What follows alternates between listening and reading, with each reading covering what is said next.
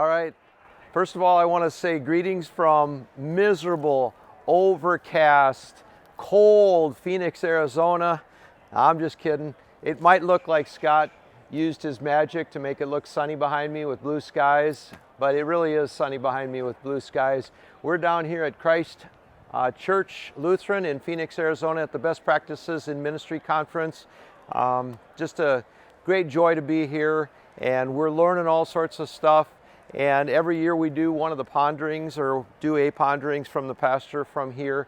And today I want to focus on a verse from Romans chapter 12, verse 15. And the verse says, rejoice with those who rejoice and weep with those who weep. And I want to just say a few things about death and end of life stuff and ministry in relation to that.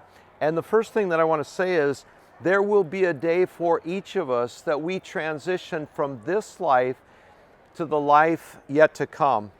The Bible tells us that to be absent from the body is to be present from the Lord. Now, people will come up with all sorts of explanations and descriptions of what that interlude looks like between the day that we take the moment we take our final breath until the Lord returns. But we don't know exactly what that looks like. It's a mystery. But God has given us this important detail that I think gives us comfort, and that is to be absent from the body is to be present with the Lord. And so we take comfort in that. And when each of us have experienced the death of a loved one, nobody escapes that in this world. And when we do experience the death of a loved one, life can seem incredibly overwhelming. And I think it's important to remember some of the promises that God has given us. He has promised us that His grace is sufficient. We can't handle the loss of loved ones in our own strength, but God has promised that He will be with us, that in His strength we can press on.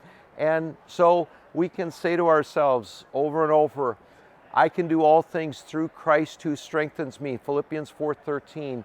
And we really can. It might not feel that way. It may be a statement of faith, but we can do all things through Christ who strengthens us, including pressing on after the loss of a loved one. And another thing to remember is that grief is experienced differently by each person. There's no set formula like, oh, you go through this period of anger and this period of denial and these things. You may experience those things, but they can come in waves, they can come at different times, they can come with different intensity. So don't assume that you know how a person's experiencing grief. We all experience grief differently. And if somebody that you know, a friend, a family member, experiences loss, my encouragement is, first of all, to pray for them. The effective, fervent prayer of a righteous man accomplishes much, and so God encourages us to pray for one another. And the other thing I would say is that let them know that you are hurting with them and for them. And in addition to letting them know that you are hurting with them and for them, sometimes the best thing you can do is to give a person a hug and just say, I am so sorry for your loss.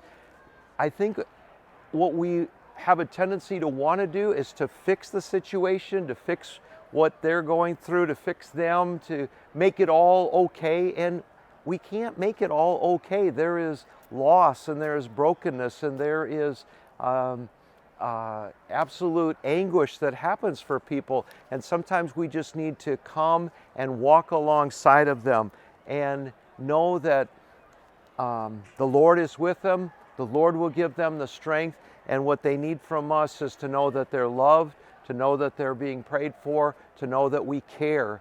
And so as we're down here, every person that is here for the same reason, and that's to bring Christ to the world, to give people hope in the midst of the world in which we live, to give them a hope not only for this world, but for the life yet to come. And they're doing it in all sorts of different ways, in all sorts of different ministries, because every single person needs to know Christ as their Lord and Savior, so that they will know that He's with them in this world and that they will be with Him in the world yet to come. God bless you. Thanks for the opportunity to be here at Best Practices. We will be home shortly, Lord willing. Press on in the Lord.